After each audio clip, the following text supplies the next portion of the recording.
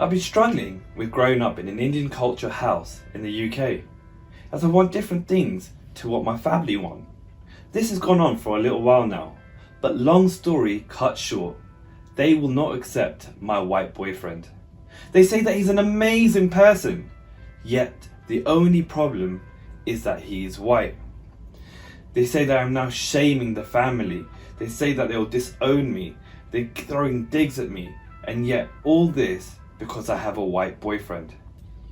And now I have two choices. I can ultimately leave my family, leave them behind, and go ahead and live my life the way I want to, with the person that I believe that I can have a marriage with and grow old with and have a family with. Or I stay at home and I look at my parents every single day knowing that they ruined my life. Which way should I go?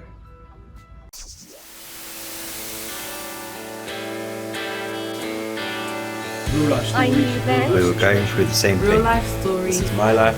I'm in control. Real life stories. Real life situations. Change My life out Changed my loud. whole life. Real life We story. were going through the same thing. I knew then. The people life out loud.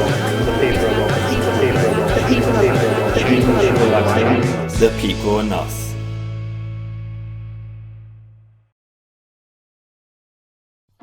Hi guys, and welcome back to Life Out Loud. I'm your host, Vishal, and today's topic we're going to talk about multicultural marriages or interracial marriages. Now you've heard the story, and to help bring that story to life, I brought my own very guests, my best friends. We have Shabir. You might have heard about him in the first episode as well, guys. Remember I said I found good friends? Well, here's one of them. We've got Shabs here with his beautiful wife, Berry. Hi, Welcome to the show, guys. thank you for having us. So, let's go straight into it. Obviously, when you guys got together, it was in university times. Yeah? Did you ever think, firstly, you would get married, or when you even got together, did you ever think that it was possible for you guys to get married because you both come from different beliefs? Honest answer? Yeah. Hell no. Yeah, I didn't either. Yeah. Really? Yeah, I never thought we'd get married. I didn't think we'd get that far. Yeah, I'll be honest, I didn't even think, oh, would our parents be okay us getting Yeah, I didn't even we Yeah. didn't even come to that kind of, stage where I would think about those kind of things. And when was it that you came to that stage? When was it like you were thinking to yourself, okay, wow, now it's a year gone by, 2 years gone by, this is becoming serious, I need to now tell my parents? Well, with me it was slightly different because my parents are just a bit more kind of relaxed in that sense, so I would be kind of comfortable to tell them, I've got a boyfriend or I'm seeing somebody. And So completely the opposite to what this girl's going through right now, because Yeah. obviously she's struggling yeah, to be able to... yeah. But I mean, from my perspective, for me it was difficult. Yeah. Yeah, super difficult. And it's not because Berry wasn't the same culture or whatever as us. Even if it was like an Indian girl, I would have had the same trouble. Because I think Asian families don't have that open, Acceptance. emotional, intelligence with each other. So I would find it difficult. Like right now, at 30 years old, I still find it difficult to hug my mum. Even though I love her to bits. You find it difficult. I get where you come from.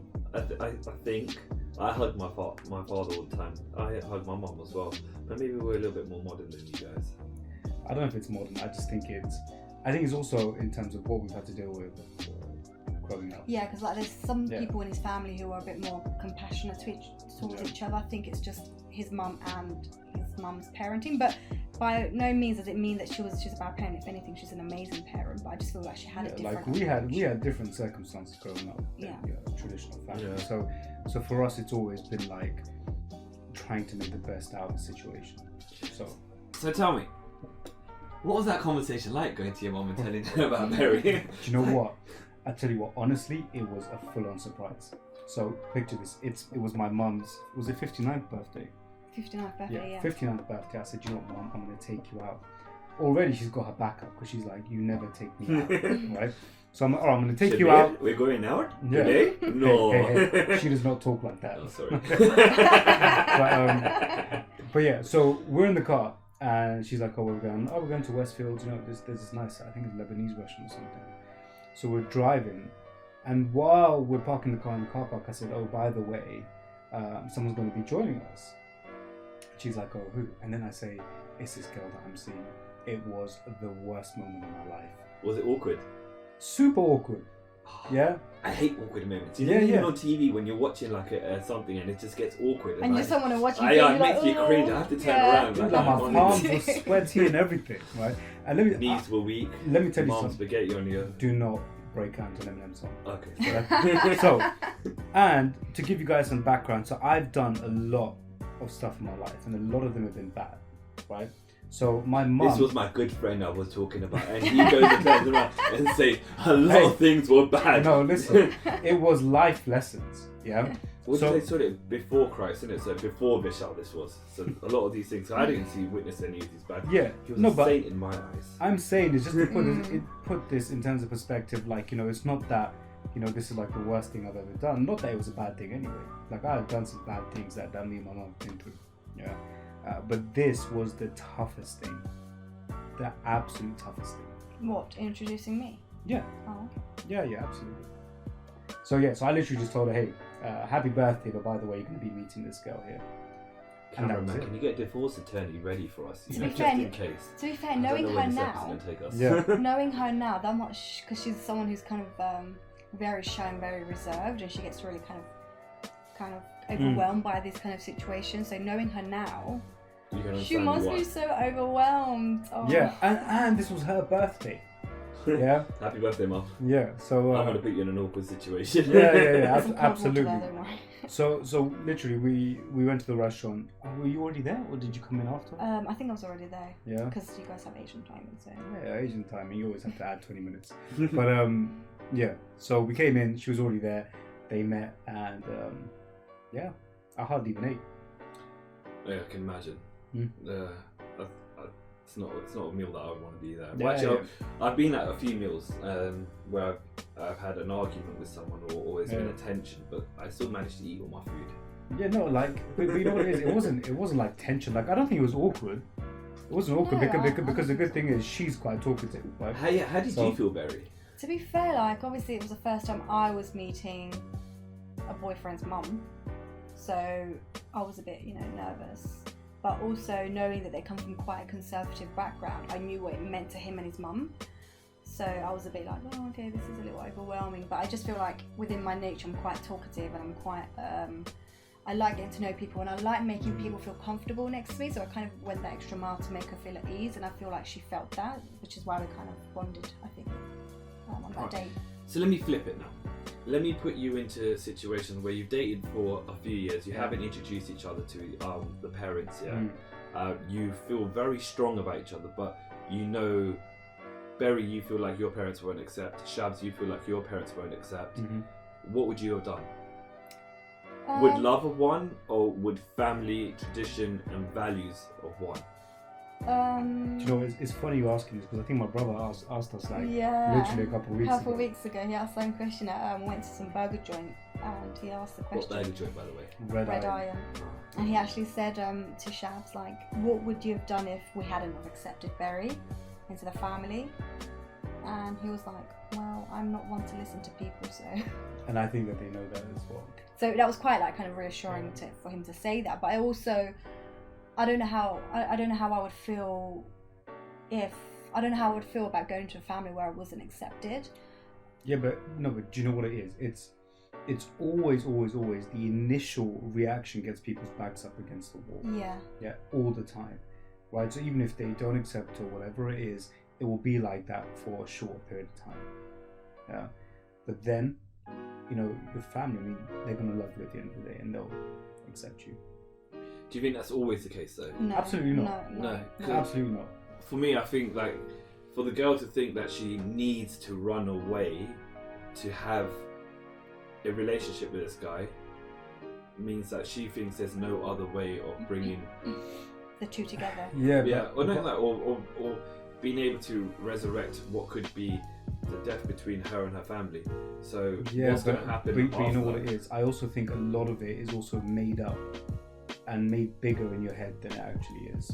No, I also think it's not just that. I feel like when people get together and they come from different backgrounds and they have to be honest with each other in terms of like, this is going to be a hard and rocky road, and are we both committed to going through this journey together? Because if you're not ready for it, you're not going to be able to kind of deal with kind of like the backlash and like the reactions that are going to come, you know, after kind of explaining to them, you know, I'm seeing somebody that might not be accepted typically from your family. But also it's also the fact that, you know, you need to be able to give yourself and that person time as well. I feel like a lot of people, a lot of young people make a lot of quick and rapid decisions based on how they're emotionally feeling at the time, whereas they don't know how they would be able to deal with stress as a couple, and wouldn't really know how to deal with the kind of circumstance that they're going to develop afterwards. So I would personally think that couples should give themselves firstly some time to really kind of understand, okay, is this what we want? Are we committed in going through this journey together? And if we are, we need to make sure that throughout all of this, we're not going to lose sight of what we actually want to do at the end, which is... I think that's really well put. I think that's excellent. Sorry, just to add to that as well, I think a big thing is that the reason why people are always hesitant or scared to do or nervous is because they always focus on the things that are not the same, right? But if you try and upsell it, and I don't want to go into the whole work salesman pitch thing. I was about to say, I've just finished work, I'm alright with that side of it. You need to really focus on the similarities rather than the differences, right? So even with us, right, you know, But you two are so different. Yeah, culturally we are different. And personalities. Yeah, yeah, definitely. But we are different as individuals, right? But when we're thinking about, because look, especially like with Asians, you know, when you marry someone, you don't just marry them, you marry their family as well, right? So I think for us, because, you know, my family might have not understood or known how their family is, obviously they're a totally different culture, so they don't understand it, you know, that's why they were probably resistant in the beginning, and vice versa. I think the more time they spent together, they actually saw that, you know what, we're actually quite alike.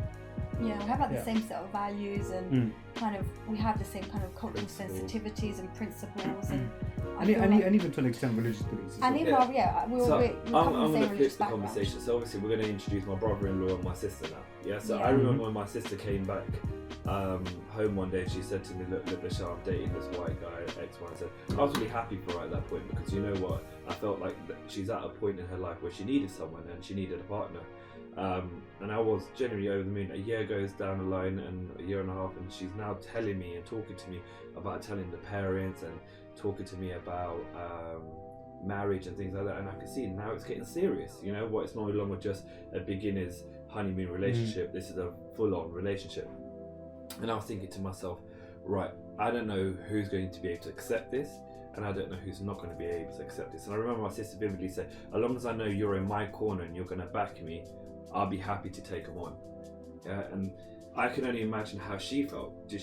Well, my sister's strong, so she's a bit like you. She was not going to take no from anyone. If she's going to do something, she's going to do it. And her head was set that I'm going to marry out of the culture, out of the religion. And this is completely out of the culture and out of the religion, because obviously Ed's family, the way they were raised and born and the way he was raised and born is completely different to the way we were raised and born. I mean, for a prime example, when Ed moved into the house, he would buy stuff and that would be his stuff. And that's how it works. It's just how it was. So if it was his chocolate, it was his chocolate. One day I opened the chocolate and ate the chocolate, came back home, and Ed was really upset that I had his chocolate. And I was like, that's not how it works in an Asian household. I was going to say, Asians don't have boundaries. Same with text. No. Literally, if it's in the fridge, if it's in the cupboard, but he had to learn to adapt to this. And now I'm thinking to myself, they must have had, like you said, they must have had to think about, before jumping into let's get married, let's finish it, they must have had to have a long period to actually, and if they don't, and if they haven't, the lady hasn't, or the person that's emailed in, they need to sit down and really know what is that future going to look like. Because if you can't paint that future, and if you can't picture that future, then you're going to fail straight away. So yeah, for me it was amazing just to watch when Ed and Jane, and how much Ed has changed and how much Jane has changed, because Jane has had to learn and had to adapt to a whole new family, and Ed's had to do the same thing, and it's amazing. I think it's beautiful. I think multicultural marriages are beautiful because you get to learn so much more. I'm pretty sure once you two move in, I mean any relationship, when you move in, you're going to probably learn a little bit more about your partner than you would have done before, but having different cultures and having different families' beliefs would probably make you learn a lot more. What do you think? 100%. Yeah, because like being, I feel like when people from different backgrounds get together, they need to understand that, this is a bit different to a situation where I would marry someone of my own background, where if you are going to go into an interracial marriage or a multicultural marriage, you need to understand that you have to have a proactive stance when you're in that relationship, especially within the marriage, where you're going to be like, okay, these are my traditions and culture, this is my culture and my traditions and my values, and those are yours. Let's bring the best of both worlds, but you have to have that proactive approach to it, because if you don't, I feel like the good can get lost and the bad habits from both traditions can easily kind of overtake. So there has to be like this constant kind of, not fight, but this constant kind of proactiveness to say, okay, no, we're going to take the bad out, focus on the good, take the You bad say out, that, focus on the but good. I would also say it could be the other way around. Would you not want to know as much bad before you want to know the good? Because if I was to, let's say I was to marry out of my culture and out of my religion, I would want to know everything that is as bad as it can get, or things that I wouldn't understand, or things that I wouldn't accept, because I would want to be prepared for that side of things. But what's bad? No, not like bad. Let's how, like for example, if you were to sit with the other half in that, you can't say, right, tell me what's bad, because it's kind of a subjective view. Okay, tell me something that would surprise me. That will be, you know me. So if I'm in a relationship with someone that I'm talking about marriage, they should know me well enough. They should know me inside out. So tell me something that might surprise me. Tell me things that might make me think, oh, I didn't know things were done like that, or things like. Do you not think we should know as much of that as possible? Yeah, and I think that if we are going to speak about marriage, and if they are speaking about marriage and don't have that that foresight and that kind of understanding of, this is my partner and this is the culture that my partner comes from, then you really shouldn't be talking about marriage, because you should come to that stage once you've had all of that information and then made a decision. I feel like, for us it was slightly different in the sense that we come from Muslim backgrounds, so the kind of sensitivities that our religion has kind of penetrated through our culture are quite similar. So I could, when we got together, I knew what the worst could be, but I feel like somebody who's kind of oblivious to someone else's culture, I would recommend them kind of understanding and living in that culture as much as they can as an unmarried couple until they make a decision on marriage. Because I feel like you need to understand that when you do raise kids one day, and this lady is going to have to think about that, I think, is when you do raise kids, your kids will be part of that culture as well, and it's their right to be part of that culture as well. That brings up an absolute amazing fact. So we're talking about kids now. That's obviously something you guys must have spoke about before you got married. We spoke about it a lot, because even though we come from the same kind of religious background and the same sect within our religion, we're both Shias. We were kind of. Sunnis, just in case we now want everyone. Listen, hello, my friend. I think that's a whole different podcast. And, no, but to that to one side, I feel like we come from different kind of spectrums of how religious our families were. My family was very liberal and weren't that religious in practice, whereas his family were. But I feel like with that thought, look, I think that commonly we always mix religion and culture. Now we're not going to go through a big religious debate now, but your religion or your religiosity is one thing. The main thing that affects your day-to-day life is your culture. So now when do you think so? Absolutely. So but like you just said, culture and religion mix hand in hand. So I think but it's like, for example, doesn't your culture really come from your religion? No. Part of it does. Yeah, part of it does. A lot of your culture thing, because, especially if you're Indian. But think about it. Look, you're Indian. I know my religion. My religion plays a massive part of my culture. Of course. Or is your religion your culture? Yeah, because think about it like this. Ooh. So I'm Muslim. I'm Muslim, you're Hindu. Yeah. Yes. We both have Indian backgrounds. Yes. Yeah. So us culturally probably have more similarities than me and my wife have. Yeah, I agree. Yeah, but we're completely different religions. Yes. Yeah. So religion, look, has nothing to do with in the interim. Yeah. It will down the line. Yeah. So I think when this girl and her boyfriend or whatever are having these conversations, initially you need to start thinking about what the future will look like. And you start with some small weddings. Hey, how do your family do weddings? Yeah, and start to plan it out. Yeah, because our wedding was like, my family, would throw a big party, a big Turkish wedding. I really liked your side of the Yeah. family wedding, by the way. Yeah, I know. it's Please fun. invite me to any other family Will future do. weddings that you And then have. his that- family what's were that like gonna total be? opposite. Huh? What's that going to be? I mean, I loved yours. Yeah. But this one, look, it's different, right? It's different. So I think that this girl and her boyfriend or whatever, they really need to sit down, because the thing is, you said that they're at uni or something, right? Yeah. Yeah. Just finishing it. Just finished uni, right? Now, when I was in uni or just finishing uni, my mindset, my lifestyle Priorities. was very different to what I am now. You know, when I was in uni, I didn't care about anything. Well, I didn't care about religion, culture. I was like, yeah, I'm just going to do me. I'm going to do this, that. The older that I've got and the more settled I've got, my whole outlook and everything has changed. It's completely changed. And I'm nowhere near the same person I was at uni. But that doesn't go to the... I get it, everyone changes. You grow up to 30, 35, 40. Who you are now in 10 years' time will probably be different because you have kids as well. But it's But important to have foresight then. Yeah, but at that point, you should also be... It's about love, is it not? What we're trying to go through is, does love win or does family win? And at that point, are you... Yeah, we have to think about future. Yeah, we've got to think about we're going to change as people, but we are who we are at that moment. Yeah, We no, are no. who- Ultimately, love will always win. Do you think so? I think Yeah, that should yeah. always win, Yeah, because yeah. even with us, like I had a love marriage. I went into this marriage loving being in love with the person I'm going to get married to. That's so cute. But the thing is I don't think I would have been able to tolerate half the things that I tolerate within my relationship ain't that bad. But I'm just saying I wouldn't tolerate a lot of things if I hadn't been in love with that person.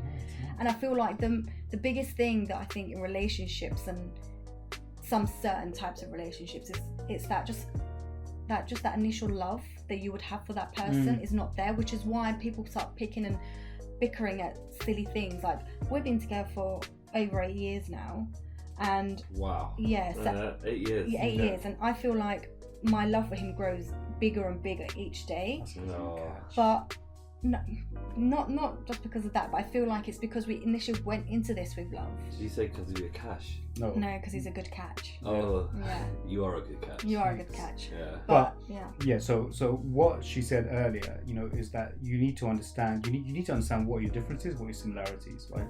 You need to take the good from both cultures, right, and try and adopt that into your new way of living or whatever it is. Alright, so next one. Imagine there's 2 different religions involved now. Yeah. For example, let's say me, I'm Hindu, and yourself, you're Muslim. Yeah. Yeah. Let's just say we had a kid. Obviously, like scientifically, mean you can't. But Well, these days you never know. Yeah. But let's just say we did. Yeah. Yeah. What would you do next? That's a difficult one. Yeah. Because I know how strongly you believe about your religion. Yeah. And you'd want them to practice that religion. Absolutely. Yeah, but if I was as strong, obviously I'm not that religious, Yeah. but if I was as strong Yeah. and I believed in my religion, does love win or does religion win? I or think- does love But win does it or have to does be a love... choice? That's what I'm saying. Would you be happy if your child practices both religions? But the thing is, if I was so strong about my religion or whatever, and we loved each other, we wouldn't have a kid until we were sure about the plan of action we'd take. I know, but I think also. But no, Yeah. I'm saying before you even got married Yeah. or thinking about a kid, Oh. now I'm saying let's go back. We're now having a conversation. Should we get married? Yeah, we should get married. Forget what our parents say. Now we're going a little bit further. We're going to have kids. But I'm Hindu, you're Yeah. Muslim. You see, with that, I have a That's very a- different approach That's a because roadblock.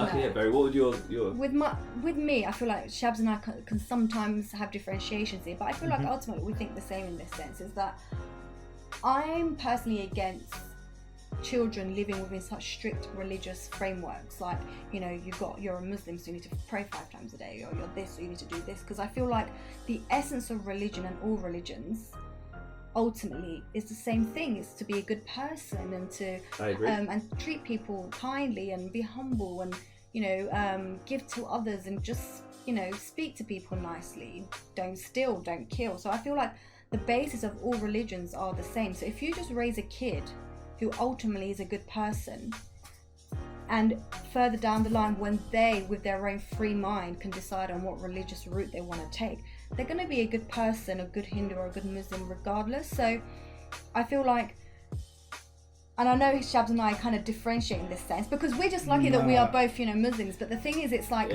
I genuinely think if people can separate their family expectations and concentrate on the family that they want to build, maybe they might have a different approach. Yeah, but For us, we have levels to what we could do. The cultures that you come from and I come from as well, we look at our children as a product, and we take such extreme ownership of our own kids' futures that we think that, okay, when this kid is born, it has to completely duplicate me as a human being. Whereas I feel like if we can break away from that, if we can break away from thinking that this kid that I'm bringing to this world is not just an extension of my arm, but is a whole person by itself, who can maybe further down the line be like, you know what, mum and dad, I'm going to convert to something else. But you know if what, you can have that outlook, then maybe you could be a bit more flexible in who you want to marry. Shabs doesn't agree.